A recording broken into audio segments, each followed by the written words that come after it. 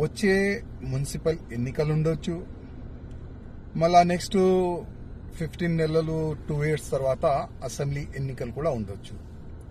దాంట్లో బీజేపీ జనసేన పొత్తు ఉంటుందా లేదా అని ఒక చర్చ నడుస్తుంది. నేనైతే జనసేన అధినేత శ్రీ పవన్ కళ్యాణ్ గారికి చెప్పేది ఒకటే, మీరు కూడా తెలంగాణలో జనసేన క్యాండిడేట్లు పెడితే చాలా బాగుంటుంది. ఎందుకంటే దాదాపు 2014 నుంచి మా వాళ్ళు కాంప్రమైజ్ రాజకీయం చేస్తున్నారు. దానివల్ల మా పార్టీకి చాలా అంటే చాలా నష్టం జరిగింది. అందుకోసం ఇప్పుడు ఉన్న యువకులకి పవన్ కళ్యాణ్ గారంటే చాలా మంచిగా అభిమానం ఉన్నది. జనసేన పార్టీ పరంగా కూడా సోషల్ మీడియాలో జనసేన పార్టీ తెలంగాణలో కూడా క్యాండిడేట్లు పెడితే చాలా బాగుంటుందని ఒక చర్చ కూడా సోషల్ మీడియాలో ఇంకా జనాల్లో కూడా నడుస్తుంది. అందుకోసం దీనిపైన ఒకసారి ఆలోచన చేస్తే చాలా బాగుంటుందని మా పవన్ కళ్యాణ్ గారికి నా ఒక రిక్వెస్ట్ అనుకోండి, అభిప్రాయం అనుకోండి.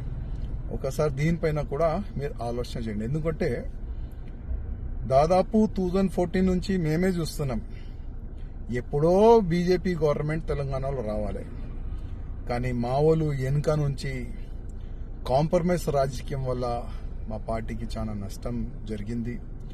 ఉన్న మా పార్టీ క్యాడర్ని చూడరు, సీనియర్ని పక్క పెట్టేస్తారు.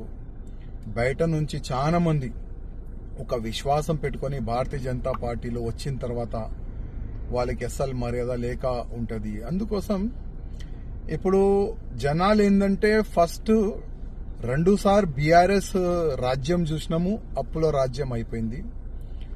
రేవంత్ రెడ్డి కాంగ్రెస్ రాజ్యం చూస్తున్నాము, ఇంకా కూడా అప్పుల రాజ్యం అయిపోయింది. అసలు ల్యాండ్ రేట్ కానీ జీరో డెవలప్మెంట్, అన్ని విధాలుగా ప్రజలు రైతులు అందరు కూడా చాలా ఇబ్బందిలో పడిపోయినారు. నెక్స్ట్ ఏ పార్టీకి ఓటేసి గెలిపిద్దాం, ఎవరిని మనం ముఖ్యమంత్రి చేద్దామని ప్రజల్లో కొద్దిగా నడుస్తుంది.